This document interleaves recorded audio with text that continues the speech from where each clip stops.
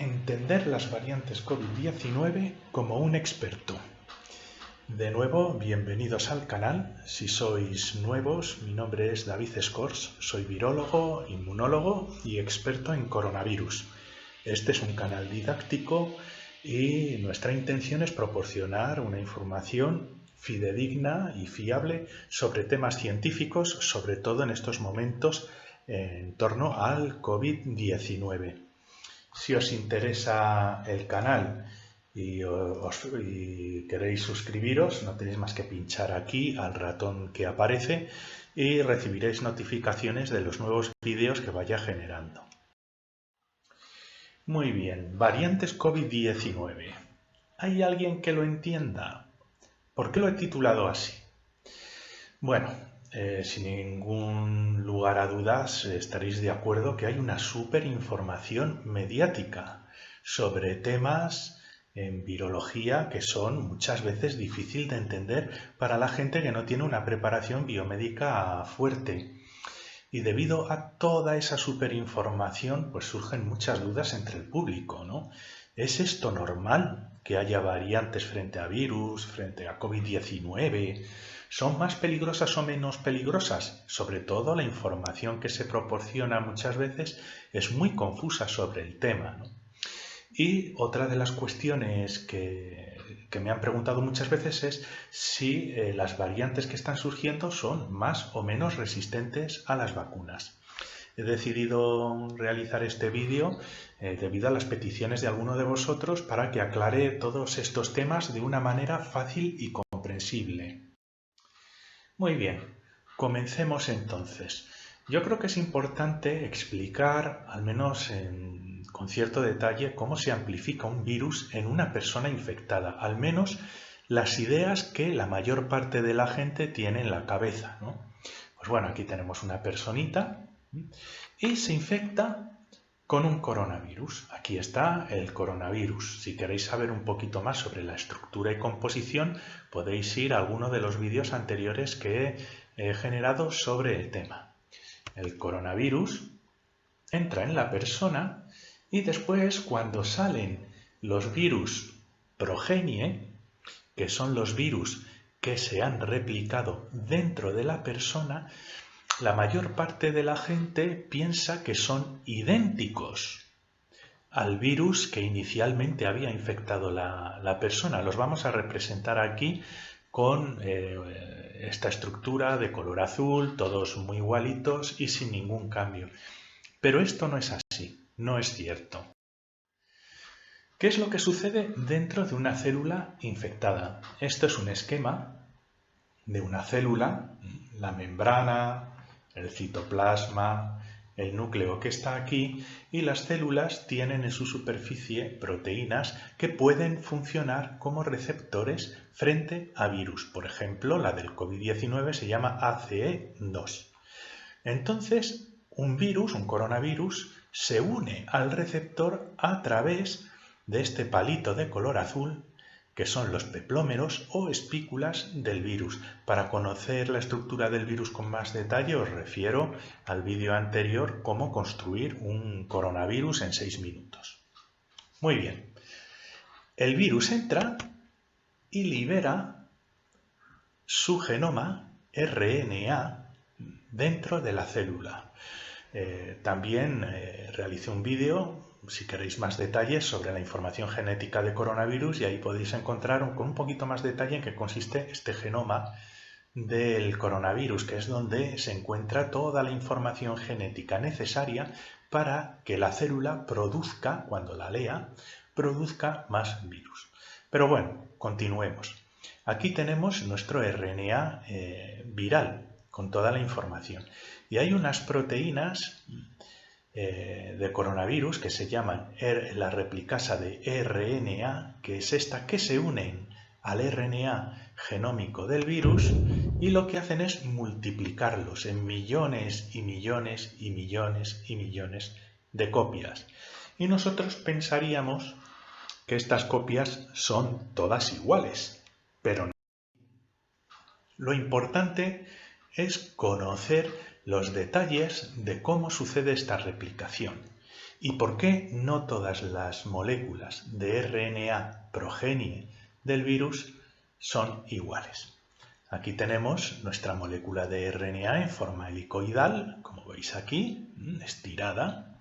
Y aquí tenemos la RNA polimerasa que comienza a copiar el genoma. Se mueve a través del genoma y lo va copiando, va poniendo cada uno de los bloques que constituyen el RNA del genoma. Pero de vez en cuando se equivoca e introduce errores en la copia, que se representan aquí como unos circulitos, de tal manera que la copia RNA de la original tiene uno o dos cambios a lo largo de la molécula, y estos cambios suceden al azar. Y esto no sucede solo con una molécula, sino que sucede con el resto de moléculas. Entonces tenemos mezclas de genomas normales y de genomas mutantes. Y en nuestras células hay una gran mezcla de genomas ligeramente diferentes. Aquí representamos otra vez la célula infectada y los distintos genomas con distintas mutaciones los represento aquí con colores diferentes. De todos modos, todavía tenemos una mayoría de las moléculas que tiene la secuencia original, la información genética original. Os refiero al vídeo anterior sobre los genes de coronavirus si queréis conocer un poquito con más detalle, y también la PCR de coronavirus para ver cómo se sintetiza el RNA genómico. Debido a esta característica, a los virus se los considera cuasi especies. ¿Qué significa eso? Significa que en una persona infectada o en una población de gente infectada no podemos considerar que esos virus formen una especie bien característica con su secuencia genética bien característica.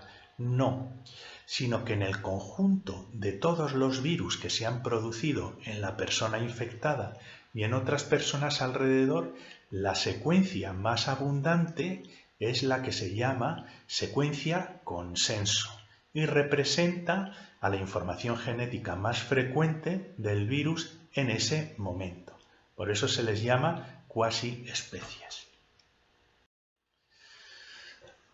Para poder abordar las diferentes variantes que existen de coronavirus que están circulando actualmente en la población humana, tenemos que hablar un poquito sobre la proteína S del coronavirus, que forma los peplómeros o las espículas, ya que determina su entrada en la célula.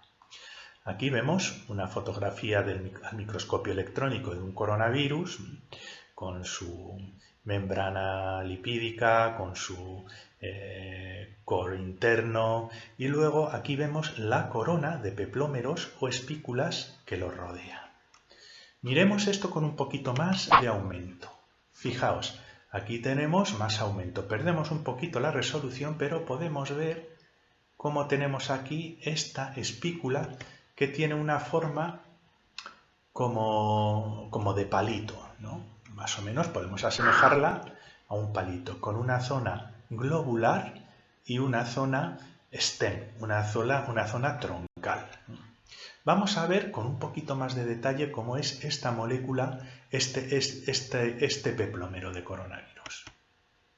Lo sacamos de aquí, lo amplificamos y ahora vemos que el peplómero está hecho de 3 moléculas diferentes de proteína S.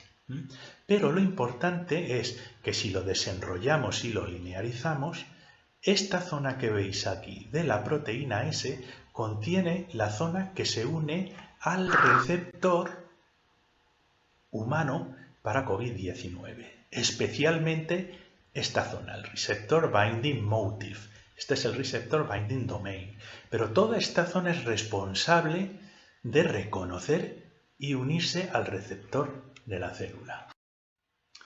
Bien, durante la replicación de los coronavirus, algunas de las mutaciones que se han introducido en el genoma nos afectan al gen S. Esta es la organización genética de coronavirus, os refiero a los vídeos anteriores, con el gen de la replicasa, lo ponemos aquí en gris porque no nos interesa, y el único que nos interesa por el momento es el gen que nos va a codificar la proteína S. ¿Cómo lo hace? Bien. Esta es la secuencia con los bloques de nucleótidos que forman la secuencia, la información genética que nos va a dar lugar a la proteína S. Es mucho más largo que esto, obviamente, pero aquí solo muestro la parte del comienzo. Entonces, como ya habíamos hablado en el vídeo de la PCR, en la parte 1 y en la parte 2, las moléculas de DNA y de RNA están construidas por bloques a los que llamamos, por ejemplo, pues una A, una U y una G debido a su composición química, o una C, y podemos arreglarlos uno detrás de otro como piezas de Lego. Y la combinación específica de tripletes de estos bloques le va a decir a la célula que tiene que producir una proteína, y cada combinación indica a la célula que tiene que poner un aminoácido concreto. Por ejemplo, AUG es la metionina, y cuando la célula lee la información del gen S de coronavirus, pues pone una metionina, a continuación lee CCC, pone una glicina, UUG, pone una asparragina, AAG, una lisina, CGU y una arginina. Esto solo es un ejemplo y corresponde al código genético. ¿Qué combinación de tripletes nos proporciona uno de los aminoácidos que nos va a dar lugar, cuando están todos unidos, a una proteína muy grande, como la proteína S? Entonces, esta secuencia genética y esta secuencia de aminoácidos nos va a generar en 3 dimensiones una proteína S variante original. Bien, ¿qué sucede cuando alguna de las mutaciones durante la replicación del genoma afecta al gen S? Por ejemplo, aquí tenemos la secuencia y de repente la RNA polimerasa se equivoca y nos coloca una U aquí cuando antes había una C, o una G aquí cuando antes había una U, creo que había una U al menos. Y ya nos cambia la combinación de bloques en los tripletes. Aquí todavía tenemos la metionina, pero aquí ya tenemos una serina, ya es diferente. Aquí tenemos una asparragina, pero aquí tenemos una leucina, ya es diferente. Aquí tenemos una arginina y así sucesivamente hasta acabar con el gen entero. Y esto nos va a dar una nueva proteína que va a tener unos cambios y va a suponer una nueva variante de proteína S. En este caso, pues la podemos llamar delta o lo que sea, ¿no? Le he cambiado el color para que de azul pase a color verde e indicar que esta proteína que nos forma el peplómero del virus ahora es diferente de la original debido a los errores que ha cometido la RNA polimerasa. Pero eso no es suficiente.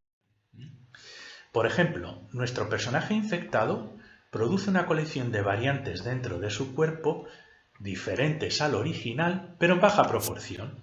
El original infecta y cuando esta persona expulsa los virus, tiene una mezcla de muchos originales más uno, por ejemplo, de variante delta. Una relación de 1 delta frente a 4 originales. Y ahora este virus vuelve a infectar a una segunda persona y vuelve a amplificar millones y millones de virus, y cuando esta persona genera virus que lo saca al exterior, en esta nueva reinfección ya de alguna manera hemos enriquecido a una proporción 1:1 los coronavirus que tienen los cambios de la proteína S frente a los virus originales. Pero ¿por qué hay este enriquecimiento en estos coronavirus nuevas variantes? Bien, esta nueva variante, por ejemplo, puede unirse mejor al receptor. Si tenemos una mezcla de coronavirus, igual el coronavirus con los peplómeros verdes se une mucho más fuertemente al receptor, entonces gana al virus original a la hora de entrar en la célula. O la otra posibilidad es que los coronavirus que tienen esta otra proteína S se reconocen peor por los anticuerpos que hemos generado durante la vacunación. o una persona que haya estado previamente infectada. Entonces, un coronavirus versión original va a tener pegados muchos anticuerpos para neutralizarlo. Sin embargo, si hay alguno de esta variante con la proteína S verde, pues igual tiene menos anticuerpos y eso permite que el virus pueda entrar en la célula. La variante tiene ahora una ventaja. Entonces, en el nuevo individuo, el que se va a replicar preferentemente es el de la nueva variante, ya sea que entra mejor en la célula porque tiene una mayor afinidad o porque se reconoce peor por los anticuerpos. Bien, la variante ahora va sustituyendo a la original conforme va pasando de persona a persona. Esta sería la versión de Wuhan, el original. Esta sería la versión Delta, donde pues ya tenemos un enriquecimiento en estos coronavirus de versión verde, ¿no? Y estos de aquí se van enriqueciendo conforme van pasando de persona a persona y en un cierto momento sucede que podemos tener una persona que se ha vacunado con la versión, no con la versión Delta, sino con la original. No hay una vacuna por el momento con la versión Delta, esto es un error, ¿no? Pero imaginémonos que esta persona que está vacunada y tiene muchos anticuerpos contra los coronavirus originales o que cross-reaccionan con la variante Delta, de repente en esta persona que se ha infectado, aunque no lo pase mal, pero hay una variante que se hace especialmente resistente al reconocimiento de los anticuerpos generados por la vacuna original. Y esto es muy probable que haya pasado con Omicron. Quiero aclarar que no se sabe exactamente cómo surgió Omicron. Es mi interpretación personal debido a los datos que he estado analizando sobre la proteína S y que os voy a enseñar como un resumen. Vamos a ver ahora los cambios en las proteínas del peplomero que se han dado entre las distintas variantes para entender cómo Omicron puede haber surgido. Bien, esta es la proteína S de la variante alfa. Y aquí, si veis, en estas rayitas he puesto dónde se han dado esos cambios, esas mutaciones con respecto a la variante Wuhan. Y si veis, pues bueno, hay uno aquí, otro aquí, otro aquí, otro ahí. En fin, están distribuidos de manera muy homogénea. Esto implica que realmente esta proteína S no ha tenido una selección muy fuerte dentro de las personas en las que se ha amplificado. Es una variante pues, que ha ido surgiendo con el tiempo al pasar de los animales al ser humano. Esta es la beta. Pues la beta, como veis, algo parecido. Sin embargo, bueno, pues ya hay 3 mutaciones más en la zona que se une al receptor de las células humanas. El de la delta tiene varios cambios aquí que están acumulados aquí y aquí, pero de nuevo no parece nada realmente fuera del ordinario. Veamos la Omicron y aquí viene la sorpresa. Fijaos qué cantidad de cambios ha sufrido la proteína S del coronavirus variante Omicron respecto a la variante original. Muchos cambios, se han acumulado muchos cambios y fijaos que muchísimos de ellos y muy cercanos están en el motivo de unión al receptor de la célula y también en el dominio de unión al receptor. Hay muchísimos cambios. Esto lo que me indica es que Omicron posiblemente haya surgido a partir de una variante previa dentro de una población que ya estaba vacunada frente a la variante original. ¿Por qué? Porque la única manera en que Omicron ha podido expandirse dentro de la población que está vacunada es introduciendo muchísimos cambios en la zona de unión al receptor y en el resto de la proteína S. Eso hace que su unión sea más eficaz al receptor y que los anticuerpos que se han generado en vacunas previas lo reconozcan con más dificultad, ya que tiene muchas más diferencias.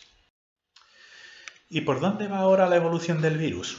Bueno, pues como pasa en las pandemias, pues se está adaptando a la especie humana. Es un proceso que ya se está estabilizando.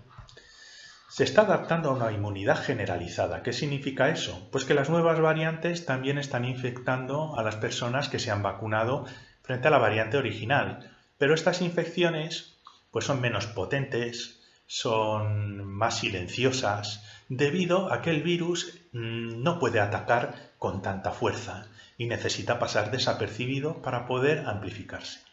Surgirán nuevas variantes, es normal. ¿Por qué? Porque la RNA polimerasa de los coronavirus siempre comete errores, pero serán menos peligrosas. Y al final acabará como otros coronavirus que producen catarros, y esto no significa que no tengan peligros. Hay mucha gente, sobre todo gente mayor, gente con problemas, que también se muere por coronavirus normales del catarro como el OC43, porque generan pulmonías también. No hay que desdeñar a este tipo de virus. Además, hay otros coronavirus como el MERS en Oriente Medio, que tiene una mortalidad del 30% en la población humana y que saltará en algún momento a la población humana. Muchas gracias por vuestra atención. De nuevo, si queréis recibir notificaciones podéis suscribiros al canal, es gratis y también ayudáis a mantener el propio canal y a que vaya generando más vídeos didácticos, fáciles de comprender y con información fidedigna sobre coronavirus, terapia génica, cáncer y algunas cosas de física. Muchísimas gracias.